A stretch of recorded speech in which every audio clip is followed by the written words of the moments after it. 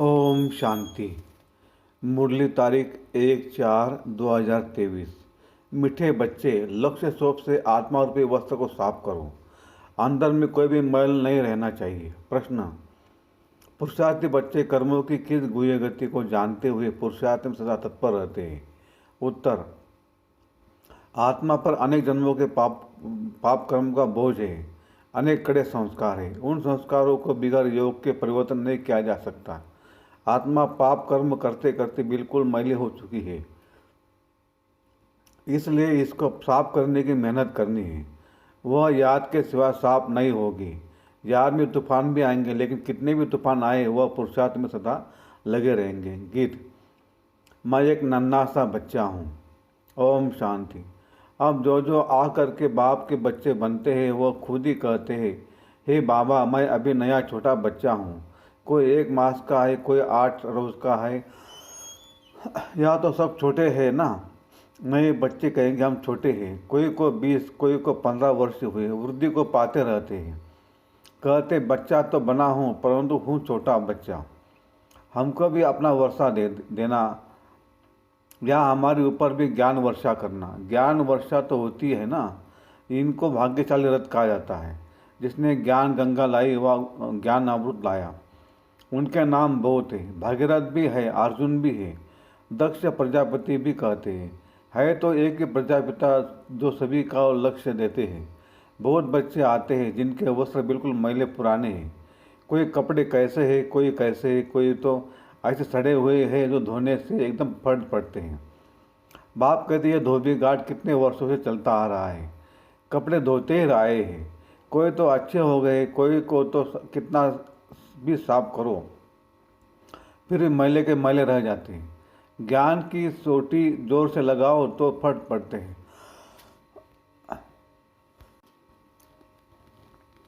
भाग जाते हैं। जो साफ नहीं होते, शुद्ध होकर औरों को शुद्ध नहीं बनाते, तो समझा जाता है इनके तकदीर में नहीं है। जो खुद अच्छे बन जाते हैं वो औरों के भी कपड़े धोते रहते हैं। यह धोबी घाट भी है। आत्मा प्योर होने से फिर शरीर भी प्योर मिलता है। सावरे से गोरे बन जाते हैं। सावरे तो इस समय सभी है। बाप तो आए बिल्कुल ही शान बनाने, क्योंकि पाप आत्मा तो सब है ना। इस जन्म का तो पता लग जाता है, आगे के जन्मों का तो पता नहीं पड़ता है। समझाते हुए फिर भी नहीं समझते, नहीं सुधरते, तो समझा जाता है शायद आगे कोई पतित होंगे जो संस्कार सुधरते नहीं हैं। जैसे गर्म तवे पर पानी पड़ते सूख जाता है। भगवान आकर लक्ष्य शोभ से साफ करते हैं। हर एक की नब्ज देखी जाती है। बाप तो बिल्कुल सहज समझाते हैं, बच्चे मुझे याद करने से आत्मा प्योर होती जाएगी। नष्टमा भी होना है। मोस्ट बिलीवर्ड बाप है। आधा कल भक्तों ने भक्ति की है, द्वापर से लेकर। वही फिर देवी देवता बनाने वाले हैं। मालूम पड़ जाता है बाप कहते उठते बैठते मुझ बाप को याद करो। जैसे कुमार कुमारी की सगाई हो जाती है तो 1-2 की याद रहती है ना। या तो साजन को और ही छोड़ भागंते हो जाते हैं। जो साजन स्वर्ग का मालिक बनाते हैं उनको याद ही नहीं करते। ऐसे और कोई कह न सके मैं कल पहले मुआफिक आजामिल जैसी पाप आत्माओं का उद्धार करने आया हूँ। कोई का कपड़ा अच्छा है, कोई का मैला है। श्री कहती बाबा हमको पवित्र शुद्ध बनाओ। पुरुष फिर कहते मैं तो विकार बिगड़ रह नहीं सकता हूँ। झगड़ा पड़ जाता है। अबलाओं पर कितने अत्याचार होते हैं। जो पवित्र नहीं बनते वह कितने विघ्न डालते हैं। सन्यासियों को तो कोई रोक नहीं सकता। गवर्नमेंट भी नहीं सकती कि तुम्हारे बाल बच्चे की संभाल कौन करेगा। या इस पर झगड़ा होता है। एक पवित्र बनते हैं, दूसरा फिर अजामिल पापी रह जाते हैं। जो पक्के निश्चय बुद्धि बन जाते हैं वह कोई की परवाह नहीं करते, बिल्कुल ही नष्टमा हो जाते हैं। राजा को भी ठोकर मार देते हैं। भक्ति मार्ग में मीरा का मिसाल है। भक्ति मार्ग में ऐसे बहुत हुए, यहाँ मुश्किल निकलते हैं। हाँ, ऐसे भी निकलेंगे, कहेंगे हमको तो पवित्र बनना है। फट से कहेंगे हमको राजा की कोई परवाह नहीं है। जैसे उन राजाओं को रानियों की परवाह नहीं रही, छोड़ दिया, वैसे अब रानियाँ निकलेंगी जो राजाओं की परवाह नहीं करेंगी। बस हम तो स्वर्ग के मालिक बनते हैं।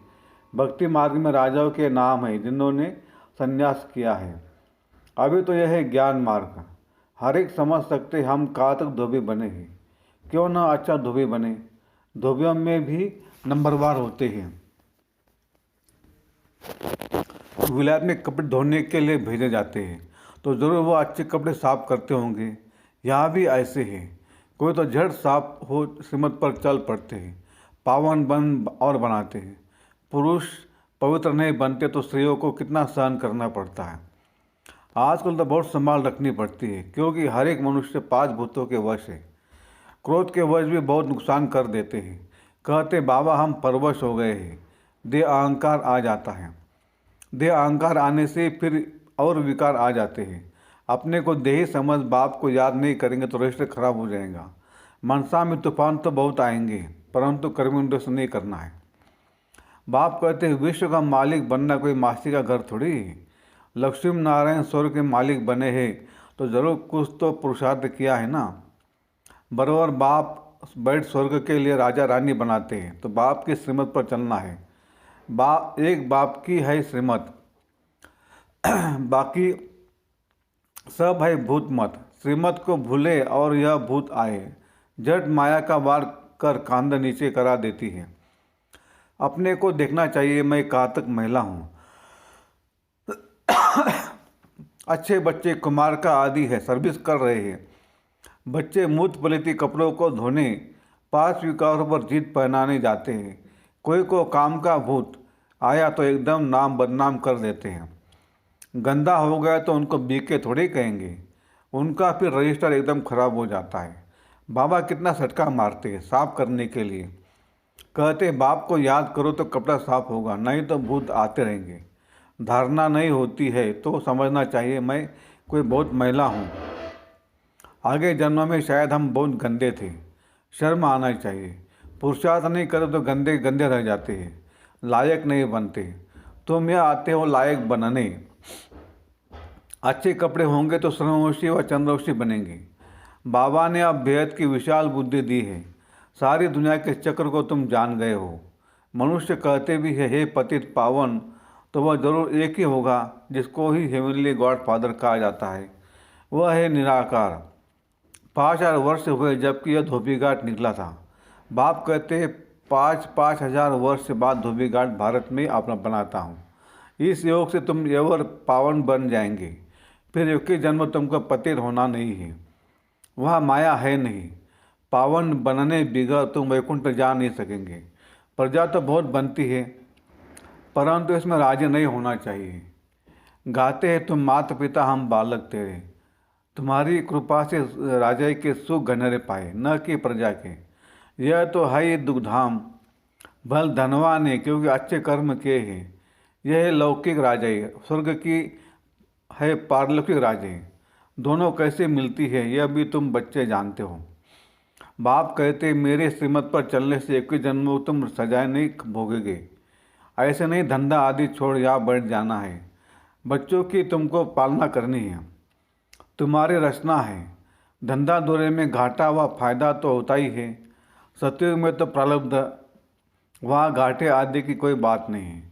या तुम श्रीमत से इतना फायदा करते हो तो एक ही जन्म घाटे की कोई बात नहीं। पूरा ज्ञान न लेने से फिर दर्जा कम मिलेगा। श्रीमत पर चलने से नष्टमा बनते हो तो अच्छा ही पद पा लेते हो। उनका मान यहाँ ही होता है। नंबरवार राजाई मिलनी है तो फॉलो करना चाहिए ना। माता पिता को मदर फादर कर्म सीखते और सिखलाते हैं। कहते श्रीमत पर चलो, विकारों में न जाओ, परहेज पर चलो। युक्तियाँ बहुत बतलाते रहते हैं। अविनाशी सर्जन बाबा है, बाकी सभी है पेशेंट्स। तुम मददगार बनते हो। तुम हो नायब सर्जन नंबरवार। सबसे तीखा अविनाशी सर्जन शिव बाबा एक ही है। सर्जनों में नंबरवार होते हैं ना। कोई तो लाख भी कमाते, कोई तो अपना पेट भी पूरा नहीं भर सकते, कोई चलते चलते बाप का हाथ छोड़ देते तो उनके लिए कहेंगे ना अच्छी सी मैले कपड़े हैं। बहुत जन्मों के संस्कार खींचते हैं ना, फिर ज्ञान धारण नहीं कर सकते। ज्ञान का रंग चढ़ता नहीं है, यह भी ड्रामा है। बाबा आते ही है सुख देने लिए। साधुओं को भी निर्वाण धाम अपने सेक्शन में भेज देंगे। भारत का जो आदि सनातन देवता धर्म है वह प्रायलोप हो गया है। अपने धर्म कर्म से भ्रष्ट हो गए हैं। देवी देवता कहलाने वाला कोई रहा नहीं है। न हो तब तो मैं आकर स्थापन करूं, तो जरूर और भी धर्म के आत्माओं को वापस ले जाना पड़े। मनुष्य मुक्ति धाम में जाना चाहते हैं। बाप कहते मैं इसके लिए ही आया हूँ। तो बच्चों को अपने से पूछना चाहिए, क्या आगे हम बहुत पतित थे जो धारणा नहीं होती? मम्मा बाबा तो तख्त नशीन बन नहीं सकते, तो जाकर दास दासी बनेंगे। बाप कहते मैं पतितों को पावन बनाने आया हूँ, इस शरीर का आधार लिया है। नहीं तो पतितों को पावन कैसे बनूँ करूँ?